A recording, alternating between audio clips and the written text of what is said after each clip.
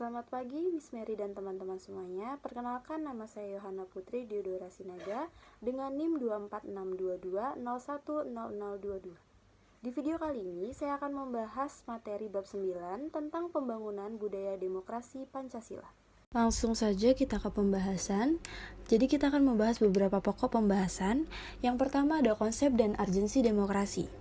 Jadi, demokrasi itu apa sih? Demokrasi adalah sistem pemerintahan di mana kedaulatan berada di tangan rakyat. Artinya, rakyat memiliki hak untuk ikut serta dalam menentukan kebijakan pemerintahan, baik melalui pemilihan umum maupun mekanisme lainnya. Mengapa demokrasi itu sangat penting? Jadi ada 4 poin. Yang poin pertama adalah menjamin hak dan kebebasan warga negara. Jadi, setiap orang bebas berpendapat, beragama, dan berorganisasi. Contohnya, seperti kebebasan pers dalam menyampaikan informasi. Poin yang kedua, mewujudkan pemerintahan yang transparan dan akuntabel. Pemerintah harus bekerja untuk kepentingan rakyat, bukan untuk golongan tertentu. Contohnya seperti anggaran negara yang harus diumumkan secara terbuka agar tidak terjadinya korupsi. Dan yang poin ketiga, mencegah kekuasaan yang otoriter. Demokrasi memastikan tidak ada satu pihak yang berkuasa mutlak. Contohnya, presiden tidak bisa membuat undang-undang sendiri tanpa persetujuan DPR. Dan poin yang keempat, meningkatkan kesejahteraan rakyat. Demokrasi yang baik akan menciptakan sistem ekonomi yang adil dan merata. Contohnya seperti program bansos bagi masyarakat miskin. Jadi, ciri-ciri demokrasi yang sehat itu seperti apa sih? Ada 4 poin ciri-ciri demokrasi yang sehat. Yang pertama, keterlibatan masyarakat dalam pemerintahan. Yang kedua, adanya hukum yang adil. Yang ketiga, toleransi dan menghormati perbedaan pendapat. Dan yang terakhir, ada pemimpin dipilih melalui proses yang jujur dan adil. Artinya tidak ada kecurangan dalam pemilu. 10 pilar demokrasi Pancasila. Jadi demokrasi Pancasila itu apa sih? Demokrasi Pancasila adalah demokrasi yang berlandaskan pada nilai-nilai Pancasila dan Undang-Undang Dasar NRI 1945. Demokrasi ini tidak hanya sekedar sistem pemerintahan, tetapi juga budaya yang harus diterapkan dalam kehidupan sehari-hari. Menurut Sanusi, tahun 1998, ada 10 pilar utama yang menjadi fondasi demokrasi Pancasila yang harus diterapkan dalam pemerintahan di masyarakat. Apa aja sih 10 pilar itu? Yuk kita bahas. Pilar yang pertama, demokrasi berdasarkan ketuhanan. Nilai-nilai agama dijunjung dalam kehidupan bernegara. Kebebasan beragama dijamin oleh negara, tetapi tetap menghormati nilai-nilai moral yang berlaku. Jadi, nggak ada diskriminasi berdasarkan agama dalam kehidupan sosial maupun politik. Jadi, masyarakat hidup dengan harmoni dan menghargai perbedaan keyakinan. Yang kedua, ada demokrasi dengan kecerdasan, mengutamakan rasionalitas dan tidak terprovokasi hoaks. Pemilih tidak memilih pemimpin hanya berdasarkan popularitas, tetapi berdasarkan program kerja. Diskusi dan debat politik dilakukan dengan logika yang sehat, bukan sekedar emosi. Dan yang ketiga, ada berkedaulatan rakyat, kekuasaan tertinggi ada di tangan rakyat. Kekuasaan tertinggi dalam negara. Jadi rakyat itu memilih pemimpin melalui pemilu yang bebas dan adil. Masyarakat juga bisa mengajukan petisi atau aspirasi kepada pemerintah. Jadi hasilnya pemerintah bekerja untuk rakyat, bukan untuk kepentingan pribadi atau kelompok tertentu. Dan yang keempat, ada demokrasi dengan rule of law. Apa sih demokrasi dengan rule of law? Jadi semua warga negara memiliki hak dan kewajiban yang sama di depan hukum. Tidak ada pihak yang kebal hukum, termasuk penjabat tinggi negara. Jadi tidak ada lagi penyalahgunaan kekuasaan dan hukum ditegakkan dengan adil. Dan yang kelima, adanya pembagian kekuasaan. Kekuasaan dibagi dalam eksekutif, legislatif, dan yudikatif. Apa sih pembagian kekuasaan ini? Kekuasaan negara tidak boleh terpusat pada satu lembaga atau individu. Jadi kekuasaan eksekutif, legislatif, dan yudikatif itu harus terpisah dan saling mengawasi. DPR mengawasi kinerja pemerintah dan bisa mengajukan interpelasi jika ada kebijakan yang merugikan rakyat. Jadi tidak ada penyalahgunaan kekuasaan oleh satu pihak. Dan yang 6, ada perlindungan hak asasi manusia atau HAM. Jadi demokrasi harus menjamin dan melindungi hak-hak dasar setiap warga negara. Jadi adanya kebebasan berpendapat dijamin selama tidak melanggar hukum. Hak mendapatkan pendidikan dan layanan kesehatan bagi semua warga. Jadi semua warga negara memiliki kesempatan yang sama untuk berkembang. 7. Demokrasi dengan pengadilan yang merdeka. Peradilan harus bebas dari intervensi politik. Sistem peradilan harus independen dan tidak boleh dipengaruhi oleh kekuatan politik atau ekonomi. Jadi, contohnya seperti hakim harus memutuskan perkara berdasarkan hukum, bukan tekanan dari pihak lain. Kasus korupsi diadili dengan transparan tanpa intervensi pemerintah. Jadi, hukum benar-benar menjadi alat keadilan bagi semua orang. Dan yang ke-8 adalah demokrasi dengan otonomi daerah. Daerah memiliki kewenangan sendiri. Pemerintah daerah memiliki wewenang sendiri untuk mengatur wilayahnya. Contohnya, setiap provinsi, kabupaten, dan kota memiliki hak untuk mengelola anggaran dan pembangunan daerahnya. Jadi, pembangunan lebih merata sesuai dengan kebutuhan daerah masing-masing. Yang ke-9, demokrasi dengan kemakmuran. Demokrasi harus meningkatkan kesejahteraan rakyat. Demokrasi harus membawa kesejahteraan bagi seluruh rakyat. Pemerintah menjalankan program bantuan sosial bagi masyarakat miskin, peluang usaha dan lapangan kerja tersedia untuk semua orang. Jadi tidak adanya kesenjangan ekonomi yang ekstrim antara kelompok kaya dan miskin. Yang terakhir, demokrasi berkeadilan sosial. Keadilan harus diterapkan untuk semua lapisan masyarakat tanpa diskriminasi. Program subsidi pendidikan dan kesehatan bagi masyarakat kurang mampu, tidak ada perlakuan istimewa bagi penjabat atau orang kaya dalam pelayanan publik.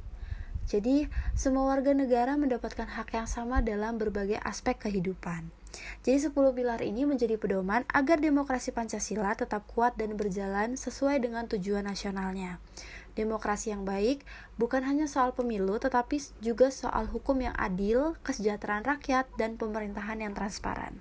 Tantangan demokrasi di Indonesia. Meskipun Indonesia telah menerapkan sistem demokrasi sejak kemerdekaan, masih aja banyak hambatan dalam pelaksanaannya. Tantangan ini kadang membuat demokrasi belum sepenuhnya berjalan sesuai prinsip Pancasila dan Undang-Undang Dasar Negara Republik Indonesia tahun 1945. Jadi, apa aja sih tantangannya? Tantangan yang pertama adanya kurangnya kesadaran politik. Banyak warga yang masih apatis terhadap politik dan pemerintahan. Tidak semua orang menggunakan hak pilihnya dalam pemilu. Dan kurangnya edukasi politik membuat masyarakat mudah dipengaruhi oleh hoaks dan politik uang. Jadi banyak masyarakat yang tidak peduli dengan pemilu dan kebijakan pemerintah. Yang kedua, adanya maraknya korupsi dan kolusi. Penjabat menyalahgunakan kekuasaan untuk kepentingan pribadi. Ini sering sekali terjadi dan transparansi dalam pemerintahan masih lemah. Lembaga hukum seringkali tidak tegas dalam menindak kasus korupsi. Dan yang ketiga, ada ketidakadilan sosial. Masih ada kesenjangan ekonomi antar daerah perkotaan dan pedesaan. Pembangunan ekonomi lebih terpusat di kota, sementara daerah terpencil tertinggal. Jadi tidak semua warga memiliki akses yang sama terhadap pendidikan dan kesehatan. Solusi utamanya yaitu pemerataan pembangunan dan kebijakan ekonomi yang berpihak pada rakyat kecil. Dan yang keempat, ada manipulasi hukum dan pemilu. Politik uang dan kecurangan dalam pemilihan masih sering terjadi. Masih ada saja praktik politik uang dan pemilu.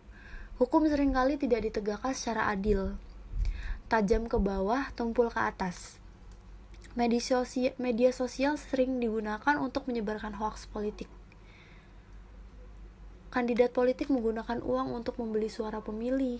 Pejabat tinggi yang terlibat kasus hukum seringkali lolos dari hukuman berat. Perubahan lembaga demokrasi. Setelah amandemen UUD 1945, terjadi perubahan dalam sistem demokrasi di Indonesia. Lembaga-lembaga demokrasi seperti MPR, DPR, dan DPD mengalami perubahan kewenangan dan struktur agar lebih sesuai dengan prinsip demokrasi modern. Jadi, amandemen UUD 1945 membawa perubahan besar dalam sistem demokrasi di Indonesia. MPR kehilangan kekuasaan mutlak dan rakyat lebih berdaulat dalam memilih presiden. DPR memiliki peran lebih besar dalam legislasi, anggaran, dan pengawasan pemerintah. DPD dibentuk untuk memperjuangkan kepentingan daerah di tingkat nasional. Perubahan ini bertujuan untuk menciptakan sistem demokrasi yang lebih transparan, adil, dan akuntabel. Strategi membangun budaya demokrasi. Budaya demokrasi itu apa sih? Nah, budaya demokrasi itu tidak bisa tumbuh dengan sendirinya. Diperlukan strategi untuk menanamkan nilai-nilai demokrasi dalam kehidupan sehari-hari, baik di dalam keluarga, sekolah, masyarakat, maupun dalam partai politik. Yang pertama ada budaya demokrasi di dalam keluarga. Gimana sih budaya demokrasi di dalam keluarga? Jadi keluarga adalah lingkungan pertama tempat seseorang belajar tentang demokrasi. Contohnya, anak-anak diajarkan menghargai pendapat orang lain. Jadi anak-anak itu terbiasa berpikir kritis dan menghormati pendapat orang lain. Yang kedua ada budaya demokratis di sekolah. Siswa belajar berorganisasi dan berdiskusi. Karena sekolah adalah tempat siswa belajar berorganisasi dan mengembangkan pemikiran kritis. Yang ketiga ada budaya demokrasi di masyarakat atau organisasi sosial keagamaan. Warga ikut serta dalam keputusan bersama. Jadi masyarakat yang demokratis akan lebih toleran dan berpartisipasi aktif dalam pembangunan daerahnya. Jadi terciptanya masyarakat yang lebih adil, harmonis, dan aktif dalam pemerintahan. Yang terakhir ada budaya demokrasi dalam dinamika partai politik. Pemilu yang jujur dan adil harus ditegakkan. Karena partai politik adalah pilar utama demokrasi karena mereka mencetak pemimpin bangsa. Jika partai politik tidak demokratis, maka sistem pemerintahan juga akan bermasalah dong. Jadi politik menjadi lebih sehat, kompetitif, dan berpihak pada masyarakat. Selanjutnya kita akan membahas indikator keberhasilan demokrasi. Demokrasi yang baik itu tidak hanya terlihat dari pemilu, tetapi juga dari bagaimana nilai-nilai demokrasi diterapkan dalam kehidupan sehari-hari. Jadi ada beberapa indikator yang menunjukkan apakah demokrasi berjalan dengan baik atau masih memiliki kekurangan. Ada 3 indikator keberhasilan demokrasi. Yang pertama adalah partisipasi dalam pembuatan keputusan. Demokrasi berarti kekuasaan berada di tangan rakyat, sehingga mereka harus aktif dalam proses pengambilan keputusan. Rakyat juga harus ikut serta dalam memilih pemimpin, menyampaikan aspirasi, dan mengawasi kebijakan pemerintah. Jika masyarakat tidak berpartisipasi, maka keputusan akan diambil oleh segelintir orang tanpa mempertimbangkan kepentingan rakyat. Yang kedua, persamaan kedudukan di depan hukum. Salah satu prinsip utama demokrasi adalah rule of law atau negara hukum. Hukum harus berlaku adil tanpa memihak kelompok tertentu. Jika hukum hanya tajam ke bawah dan tumpul ke atas, maka demokrasi tidak akan berjalan dengan baik. Dan yang keempat ada distribusi pendapatan secara adil. Demokrasi harus membawa kesejahteraan bagi semua warga negara, bukan hanya untuk segelintir orang kaya.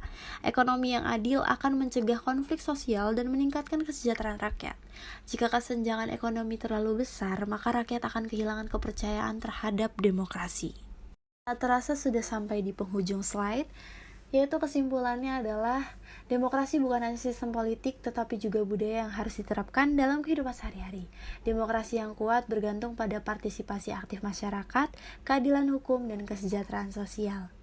Jadi poin-poin kesimpulannya adalah yang pertama, demokrasi di Indonesia masih menghadapi tantangan. Jadi masyarakat harus lebih aktif dalam mengawasi pemerintahan dan menuntut transparansi. Yang kedua, pembangunan budaya demokrasi dimulai dari diri sendiri. Contohnya kayak anak-anak diajarkan untuk berdiskusi, sekolah menerapkan pemilihan OSIS. Yang ketiga ada prinsip utama demokrasi Pancasila harus ditegakkan. Jika demokrasi berjalan sesuai dengan prinsip Pancasila, maka Indonesia akan menjadi negara yang lebih stabil dan sejahtera. Yang keempat, setiap warga negara berperan dalam menegakkan demokrasi. Demokrasi yang sehat hanya bisa terwujud jika semua elemen masyarakat bekerja sama untuk menjaganya. Jadi, membangun demokrasi bukan hanya tugas pemerintah, tetapi juga tanggung jawab kita semua. Jika kita aktif dalam kehidupan demokrasi, maka Indonesia bisa menjadi negara yang lebih adil, makmur, dan sejahtera. Kita sudah membahas berbagai aspek demokrasi, tetapi lebih baik kita melihat bagaimana demokrasi berjalan dalam kehidupan sehari-hari. Terima kasih sudah menonton video ini sampai akhir. Semoga materi yang saya sampaikan bisa berguna dan dapat dipahami.